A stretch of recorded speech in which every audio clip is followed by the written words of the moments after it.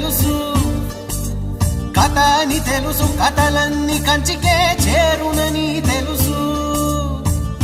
తెలుసు తెర తొలుగుతుందని, తెలుసు తెల్లారుతుందని, తెలుసు ఈ కట్టె పుట్టుకుమంటదని, తెలుసు ఈ మట్టి మట్టిలో కలిసిపోతదని.